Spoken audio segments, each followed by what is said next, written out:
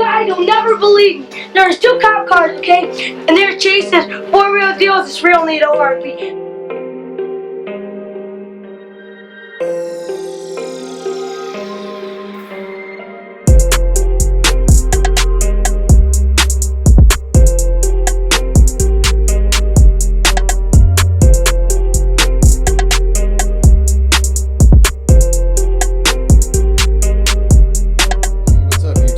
Give you guys an update on the M715, better known as SGT Chuck. Been a little out of touch lately, so this is way overdue. Thought I'd kind of run you through what some of the plans are here. So as you can see, I've been busy kind of laying out some of the components, sketching out kind of what I want this build to be. Currently I'm using just the factory axles.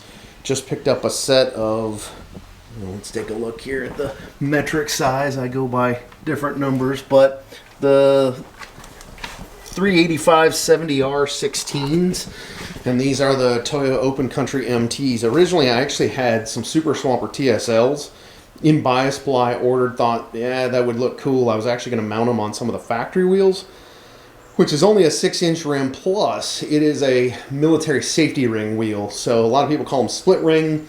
Or two-piece wheels. Technically, yes, the outer bead comes off of them, but the safety ring military-style rims are a little less explosive than some of the others. I mean, that doesn't mean don't pay attention to them, but I mean, I've got buddies that won't even walk into the garage when they're mounted on it. They're so freaked out by them. So in this case, I'm actually having Diamond Wheels build me a set of 16x10s with the actual oddball 6. I think it's 6 on 7 1/4 pattern with a 5.5-inch center hole, big studs just to mount to these axles. Eventually, I'll be actually doing later model 8 lug. I'm looking for like a Kingpin 60 for the front, Dana 70 or 80 for the rear. We'll get there. It's an ongoing project. A lot of people say, "Oh, Jesus, what you spent in custom wheels is gonna, outdo the cost of an axle swap." Yes and no. I need to get this thing so it at least rolls. I'll just continue the hunt for some axles. But eventually, yes, I will find them. I want to lay out some things because I'm still at a crossroads whether I keep leafs or go to link type suspension. So overall, the plans on it originally, I was thinking a 6-liter for it. I actually ended up finding a really nice LM7. So it's just going to be a 5.3. This one was a pull-out. It's a 200,000 mile engine, which, yep, it's a lot.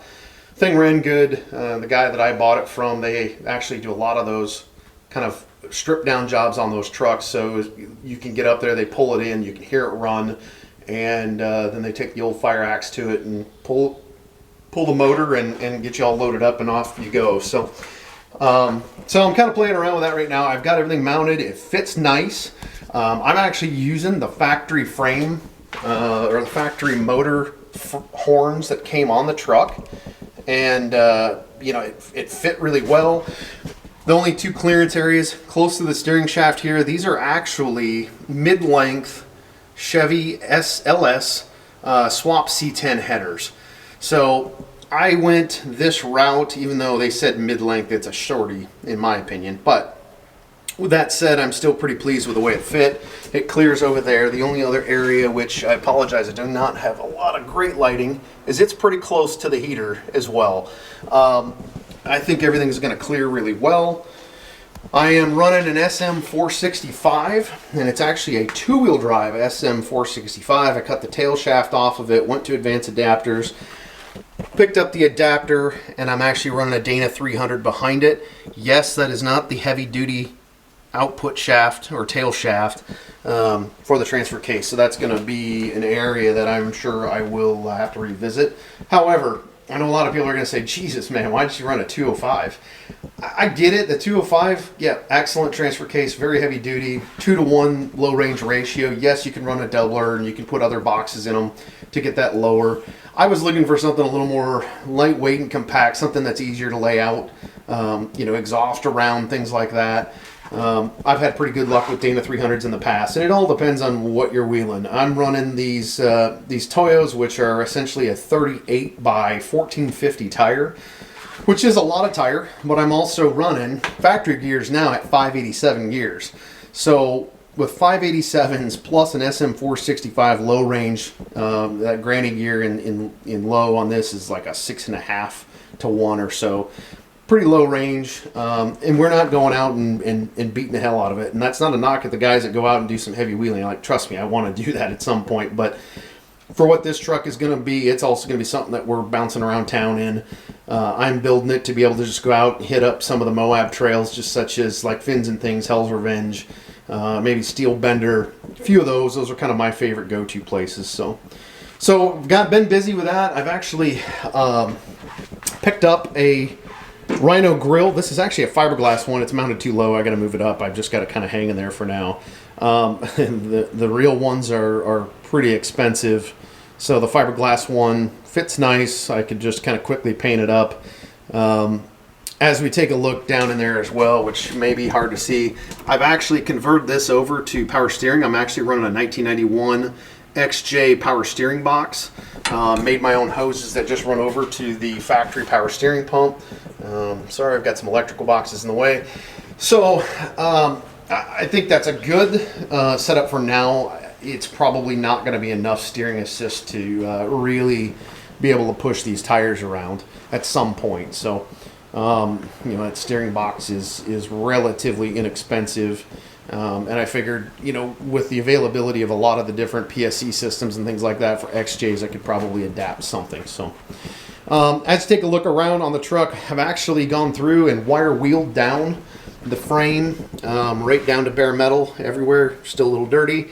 And I've actually pour 15'd everything underneath the truck, the whole frame, except for underneath the cab mounts. I have not done those. I have not done a body off type restoration for what this truck is and will be. I don't think it's that needed. It's actually in relatively good shape with the exception of a cab corner. The rocker panel was shot. And prior for me being out for kind of a surgery, I had cut out the rocker just to kind of get an idea. I also need to do a floor pan in it, which I have. So that's kind of the next project once I get those laid out. As you can see, you've got the bell housing in the truck. I actually had the trans in it, and the SM465 aluminum top cover, the tower is actually further back on that type of a transmission. So it fits really well in the truck. The shifter's like placed perfect. My transmission was actually out of like a 1991, I believe, 1-ton dump truck. So as we started playing around with it, the bane of this truck's motor swap, if you will, is clutch. So I couldn't, I've got two bell housings. I've got a hydraulic type bell housing out of a 91. So that would have been a driver drop type IFS front in that truck. And it doesn't clear at all. The drive line hits, everything else. So you can actually see it right here. So if you notice, that's actually the housing for the slave cylinder right into the yoke of the output for the front axle. So I did have a mechanical bell housing, which I've got bolted on to the truck right now, which does clear that much better. However, I don't have any room on the driver's side to get a slave cylinder in there. So what I've done is I'm actually, as much as I don't like them, I'm going with a hydraulic throw-up bearing from Speedway. So that's supposed to show up once I can get that kind of laid out. I think that's going to create, all of the, it's going to eliminate the challenges that I'm running into there. So once I have that together, I'll have to build a cross member for it. While I've been tinkering and cleaning with the truck as well, a couple of other things. These are actually going to come out. So what I'm going to do is take these blackout lights out. These holes that were originally for the pie rings or pie hole covers, some people call them. I'm going to basically make some steel covers for this. And I'm actually going to run the square flush mount Baja Designs lights up front. I'm going to actually put my turn signals. So I'll have like 3 LEDs here. And then these headlights actually have LED lights in them. It's a parking light, but I can pulse that so that I have turn signals kind of built into the headlight. Other things with the truck, it's factory bumper. It was beat to death. It is not perfectly straight yet. I had a lot of time with the press trying to straighten it. I just went through and clipped the corners quick just to kind of help with these catching on stuff. The other thing is there's a lot of rust that was built up behind here, and that's because originally this flat plate just holds everything off of the tires. It just lays up there. So what I did was I went through and actually dimple dyed it a bit, and that's just try to let everything funnel through and dump out. Just pulled these little corner brackets off and dimple dyed them as well. You'll notice that these are popped up. I'm going to be using this possibly as a step if I need to work on something. So all I did was just dimple them up, bedline these, and it gives me a pretty solid step to be able to work off of. Brakes are new. You know, the guys that have been around these, I guess it's no big deal. For me, trying to learn this thing, it's kind of an incredible pain in the ass at first, but I'm actually running Chevy K30 shoes because the real brake shoes for these, are the originals, are very, very tough to come by. So I'm running K30 shoes that I clip the tops off of them to get them to adapt, and then I'm running E350 wheel cylinders as well. The entire brake system was pretty well shot. I did upgrade to a dual master cylinder as well, just so that way if I did lose brakes in one side, the original is just one single reservoir and supply. So just from a safety standpoint, wanted to add that for now. As I mentioned, I'll be going to different axles eventually. The goal is disc brakes front and rear at some point. So I mean, other than that, the truck only has 28,000 miles on it. So when you go through, the whole front end is super, super tight. Everything just needed to be kind of cleaned and re-lubed. You know, as you kind of look over, she's got some dents and dings. It hasn't had an easy life. It actually came from a county, is where my cousin had actually obtained the truck from, or the person that he got it from, I guess, had obtained it from there. So I'm fixing a lot of little dents. I actually buffed out the paint just so that I could see the dents better, that I would need to correct, and I actually kind of like it. My wife's not overly enamored with the orange, but I kind of like the whole patina look. So everything else in the truck, back in the back, including the fuel tank, the original fuel tank was pretty solid. I've adapted it over to a 12-volt sending unit.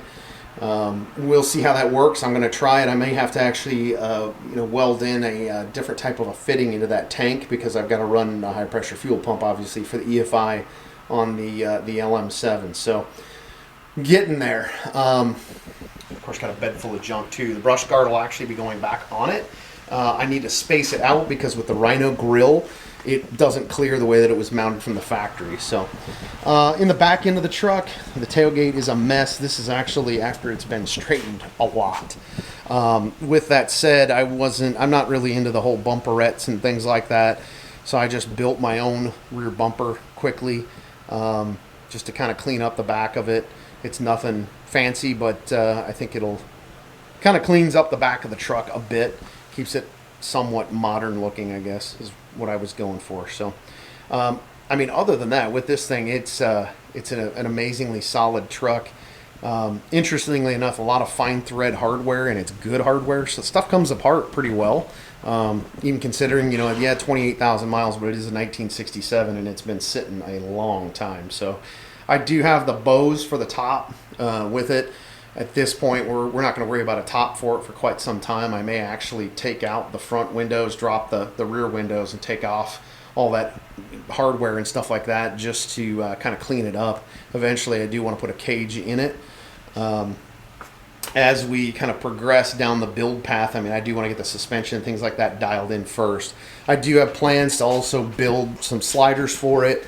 Again, I want to get my rocker panels all wrapped up first. Once I have the cross members built from underneath the Dana 300 and being able to clock that, I am planning on trying to do kind of a flat belly underneath this. So what I'm going to do is just use a thick aluminum sheet all the way across the underside. I have all the supports and braces. A lot of real estate to work with, so I should be able to have a nice flat belly underneath it. I'm sure I'm forgetting some of the other things. You'll notice some dimple dyes that I've been playing around with, just trying to, I don't know, strengthen stuff up, doll it up a bit, if you will. But yeah, it's an interesting truck. As you take a look at, we're actually going to leave the interior in a fairly patina way. We're going to stick with the olive drab. Obviously, I did add a tack, and my bench seat's out of an 84 Chevy that needs a seat cover, obviously.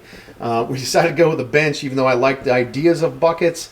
so that my 2 dogs can ride kind of with us. It's going to be a little tight. That's just what I want, is a bunch of sweating dogs panting and carrying on and out in the middle of nowhere. So doors, my doors are actually incredibly solid. Really very little rust in them at all.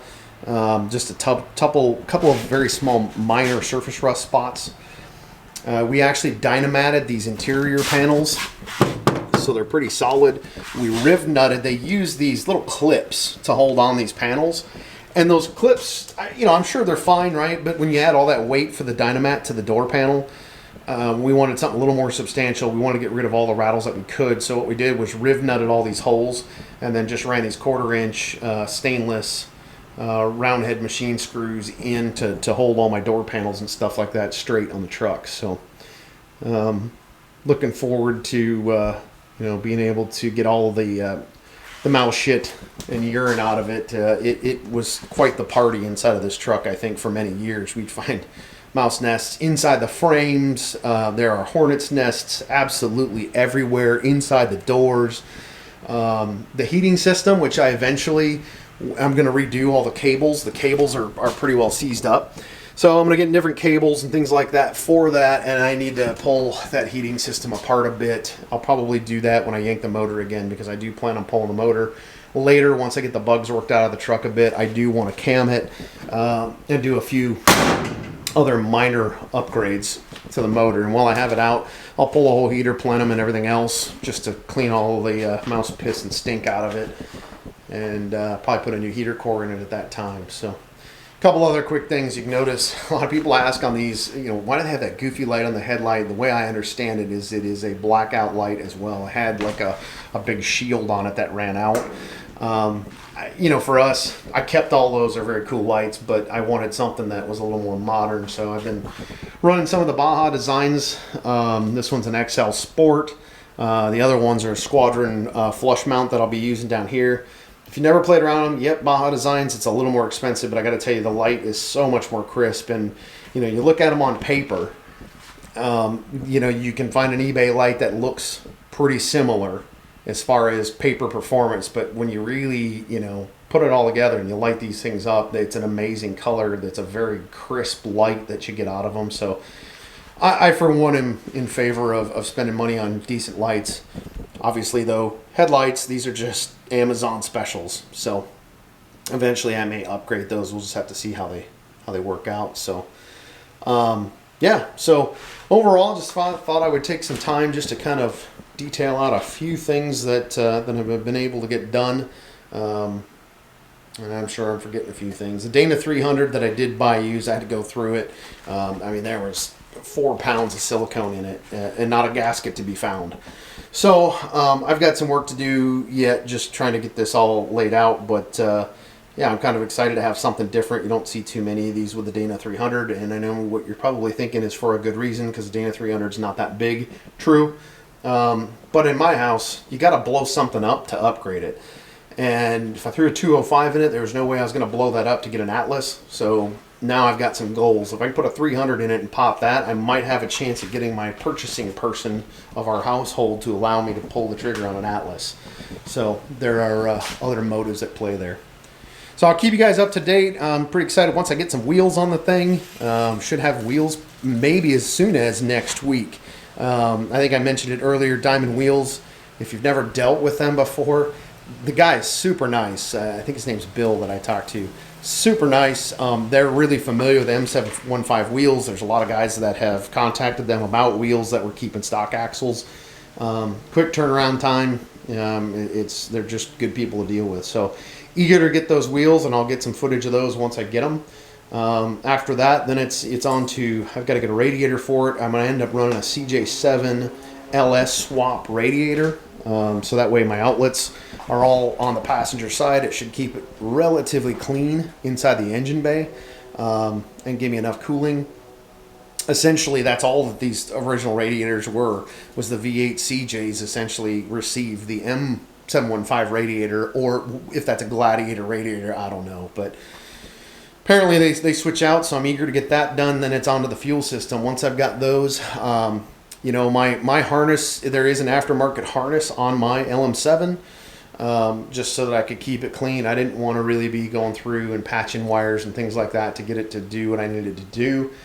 So it's just the sensors that I want to run with it.